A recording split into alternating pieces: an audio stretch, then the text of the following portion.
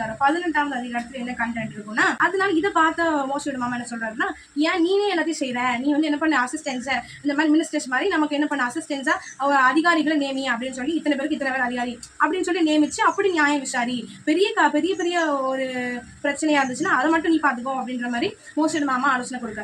இப்போ இந்த இடத்துல இந்த அதிகாரத்து மூலமா நம்ம எதை தியானிக்க போறோம்னு பார்த்தீங்கன்னா, மோசே கிட்ட ஆண்டவர் நல்லா பேசிட்டு இருக்காரு சரியா, இத்தனை அற்புதங்களை செஞ்சிருக்கிறாரு. மோசே ஒரு பெரிய ஊழியக்காரர்.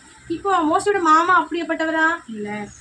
இப்போ மோசே என்ன நினைக்கல, என்கிட்ட தான் ஆண்டவர் பேசுறாரு, இவன் யாரு, இந்த மாமா யாரு எனக்கு ஆலோசனை கொடுக்கறதுக்குன்னா தேவன் என்னோட பேசிட்டு இருக்காரு, தேவன் வந்து என்கிட்ட சொல்லட்டும், மற்றவங்க மூலமான ஆலோசனை கொடுத்தா நான் கேட்க மாட்டேன் அப்படின்னு சொல்லி மோசே சொல்லல. நினைக்கல பார்த்துக்கோ, அவர் பெரிய ஊழியக்காரர் மோசே ஐயா, இது பெரிய ஊழியக்காரராக இருந்தாலும் யாருடைய ஆலோசனையை கேட்குறாங்க, கர்த்தர். அப்போ யார் மூலமாகவும் நமக்கு ஆலோசனை கொடுப்பார். உங்ககிட்டயே நம்மகிட்டயே ஆண்டவர் பேசிட்டு இருந்தாலும் மற்றவங்க மூலமா ஒரு ஆலோசனை கொடுக்கும் பொழுது அது சரியா தவிர நம்ம வந்து தேவன் கிட்ட திருப்பி கேட்டுக்கலாம், உறுதிப்படுத்திக் கொள்ளலாமே தவிர்த்து அது என்ன பண்ணக்கூடாதுன்னா, என்கிட்ட தான் கற்று பேசிட்டு இருக்காரு அந்த தலகணம் இருக்கக்கூடாது. பார்த்தீங்க அந்த ஹெட்வேட், அதாவது என்கிட்ட கற்று பேசிட்டு இருக்காரு, நான் யாருடைய ஆலோசனை கேட்க மாட்டேன், யார் மூலமா எனக்கு ஆண்டவனா பேச மாட்டேன், என்கிட்ட டாக்டர் பேசிட்டு இருக்காரு, அந்த தலகணம் நமக்கிட்ட இருக்கக்கூடாது. மோஸ்ட் அவ்வளோ பெரிய ஒரு ஊழியக்காரராக இருந்தும் என்ன பண்றாரு, அவர் மாமா மூலமா ஒரு நல்ல ஆலோசனை வருது, அது தேவன்கிட்ட நிச்சயம் விசாரிச்சிருக்கலாம்.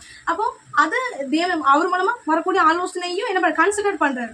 அநேகர் என்ன பண்ண மாட்டோம், நம்ம இவங்க மூலமா என்ன ஆலோசனை வருது அப்படின்னு சொல்லிட்டு அதை கன்சிடரே பண்ண மாட்டோம். அது ஒரு பொருட்டாவே நம்ம என்ன அற்பமா அவங்களை நினைப்போம். அப்படி இல்லாதபடிக்கு எவ்வளோ பெரிய ஊழியக்காரங்களா ஆனாலுமே, ஏன்னா நல்லா ஞாபகம் வச்சுக்கோங்க, கழுத வாயை கொண்டு கூட ஆண்டவரால் பேச வைக்க முடியும் சரிங்களா.